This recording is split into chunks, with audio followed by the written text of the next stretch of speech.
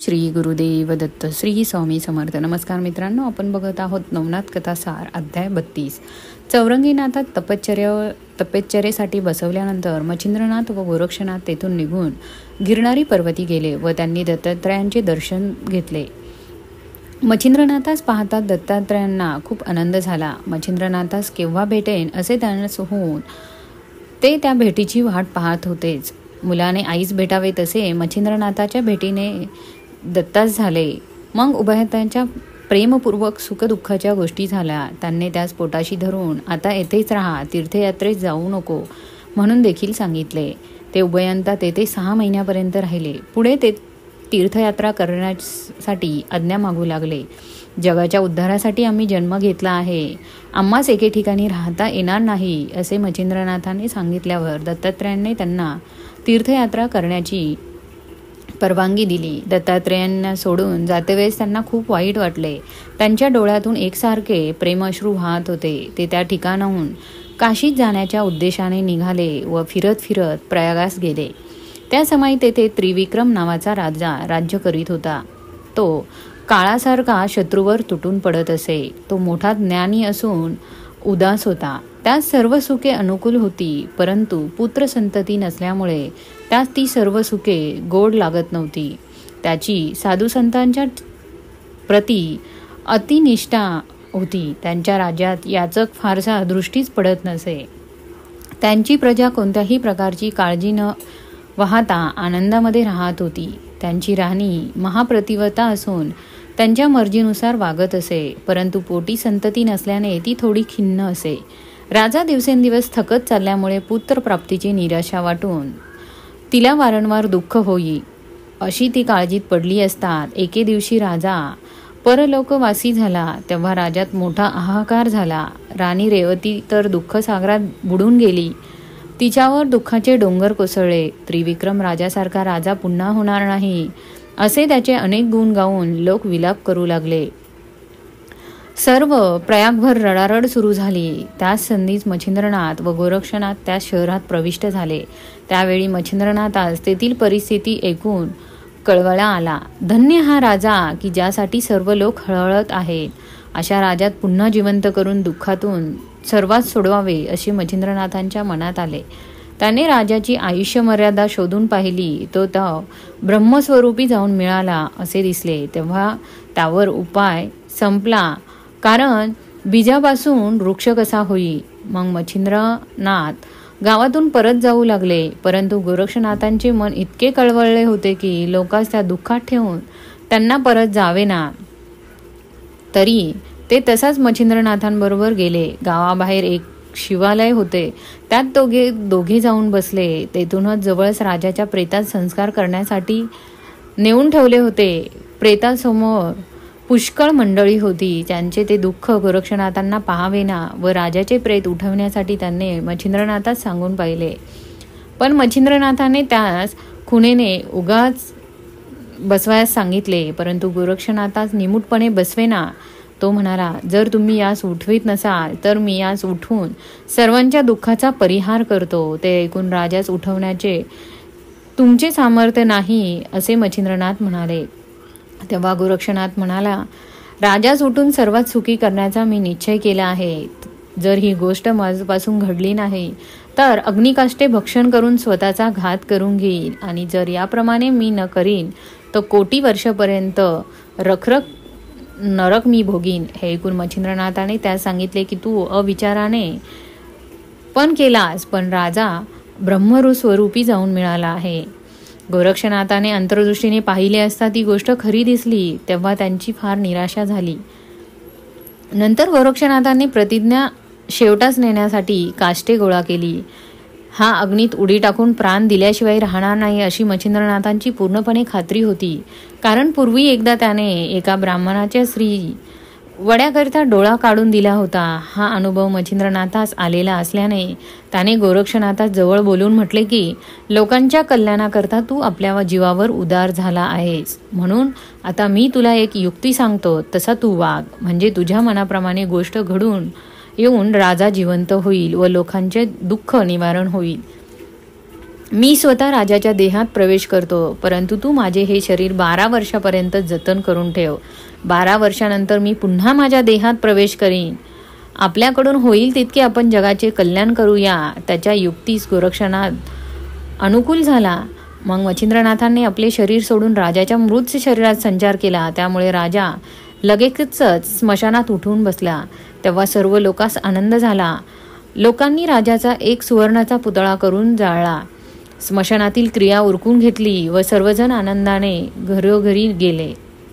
इकडे शिवालयामध्ये गोरक्षनाथ मच्छिंद्रनाथांचे शरीर कोणत्या रीतीने रक्षण करावे या विचारात पडला होता. तितक्यात एक गुरवीन तेथे आली. तिला पाहून माझ्या मच्छिंद्र गुरुने त्रिविक्रम राजाच्या देहात प्रवेश केला आहे इत्यादी सर्व वृत्तांत त्याने तिला निवेदन केला. आणि शेवटी तो तिला म्हणाला की 12 वर्षापर्यंत माझ्या गुरुचे प्रेत मला सांभाळून ठेवले पाहिजे. तरी एखादे निवांत स्थळ मला दाखवा.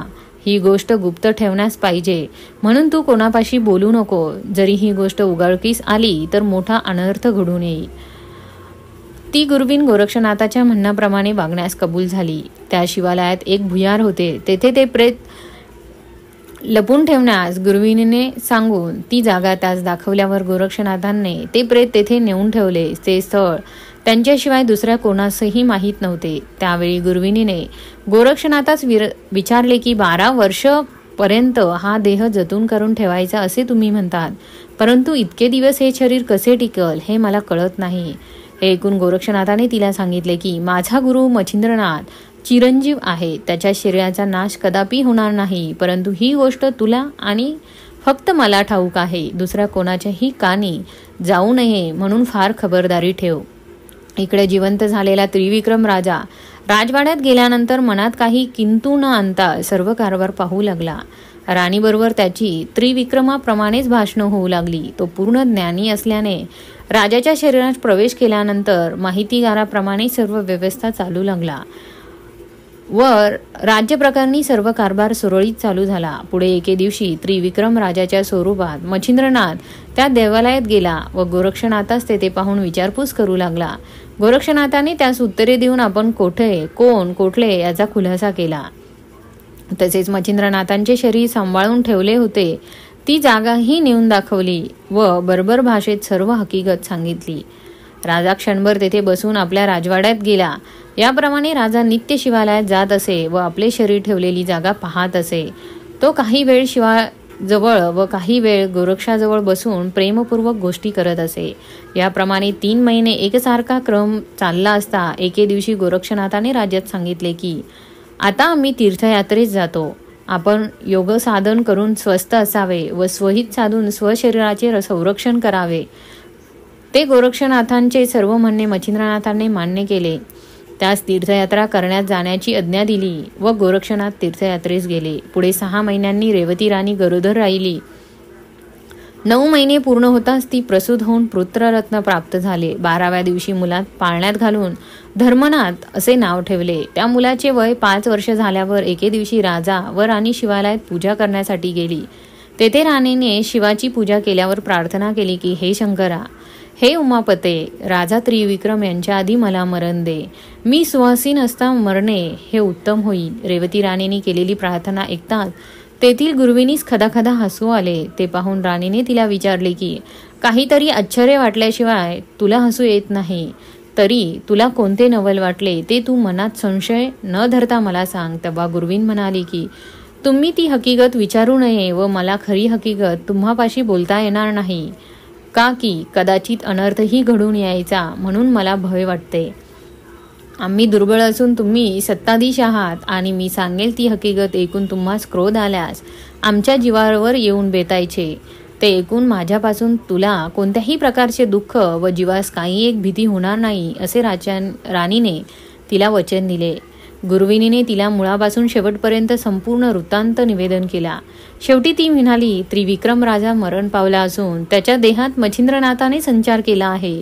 या कारणाने तू विधवा असता सुवाशिव म्हणवतेस म्हणून मला हसू आले. परंतु आता इतकेच कर की ही गोष्ट कोणाजवळ बोलूच नको. नंतर राणीच्या आग्रहावरून गुरविनीने तिला मच्छिंद्रनाथांचे शरीर भुयारात होते ते नेऊन दाखवले. ते पाहून रेवती उदास होऊन राजवाड्यात गेली.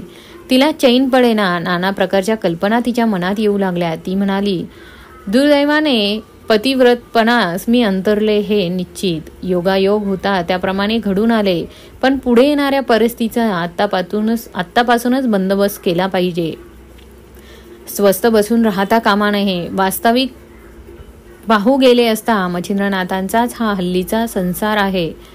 परंतु 12 वर्षांनी पुन्हा येणारे संकट टळले पाहिजे. मच्छिंद्रनाथ परकायाप्रवेश पूर्णपणे जाणत असल्यामुळे तो भुयारात ठेवलेल्या आपल्या शरीरात प्रवेश करील, पण आपला मुलगा त्यावेळी लहान राहून मीही निराश्रित होऊन उघड्यावर पडेल.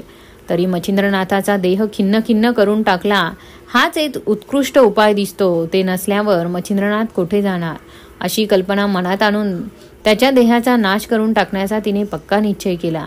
नंतर कोणास न सांगता एका दासीस बरोबर घेऊन ती मध्यरात्रीच भुयारास दरवाजा उघडून शास्त्राने मच्छिंद्रनाथाच्या देहाचे तुकडे तुकडे करून बाहेर नेऊन टाकून दिले आणि पूर्वेप्रमाणे गुहेचे दार लावून ती राजवाड्यात गेली.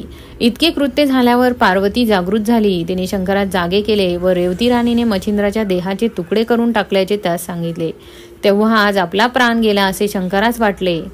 त्याने यक्षिणीस बोलावून मच्छिंद्रनाथाच्या देहाचे तुकडे एकत्र करून कैलासात पाठवून देण्याबद्दल पार्वती सांगितले. तिने बोलविताच कोटी चामुंडा येऊन दाखल झाल्या. त्या शरीराचे तुकडे वेचून नीट जतन करून ठेवण्याची व वीरभद्राच्या स्वाधीन करण्याची पार्वतीने आज्ञा केली. या आज्ञाप्रमाणे शरीराचे तुकडे वेचून चामुंडा कैलासास गेल्या व ते तुकडे वीरभद्राच्या स्वाधीन करून त्यास सर्व वृत्तांत सांगितला. शेवटी त्या वीरभद्रास म्हणाला की आमचा व तुमचा शत्रू मच्छिंद्रनाथ हा मरण पावला आहे.